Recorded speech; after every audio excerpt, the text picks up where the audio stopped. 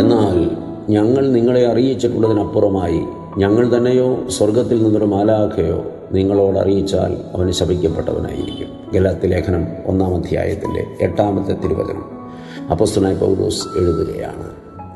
ഞങ്ങൾ നിങ്ങളെ അറിയിച്ചിട്ടുള്ളതായ ദൈവീക പ്രമാണങ്ങൾ, അത് ദൈവനിശ്വസിതമായ പ്രമാണങ്ങൾ, അത് ദൈവം വെളിപ്പെടുത്തി തന്ന പ്രമാണങ്ങൾ, ഞങ്ങൾക്ക് ബോധ്യപ്പെട്ടിട്ടുള്ള സത്യപ്രമാണം, അത് ഞങ്ങൾ ദൈവത്തിനു വേണ്ടി സംസാരിച്ചിട്ടുള്ളതാണ്, ദൈവഹിതപ്രകാരം അറിയിച്ചിട്ടുള്ളതാണ്. അതിന് വിരുദ്ധമായി ഞങ്ങൾ തന്നെ നാളെ സംസാരിക്കുകയോ അല്ല സ്വർഗത്തിൽ നിന്നൊരു മാലാഖ വന്ന് അതിനെതിരെ സംസാരിക്കുകയോ ചെയ്താൽ അവൻ ശപിക്കപ്പെട്ടവനായിരിക്കും.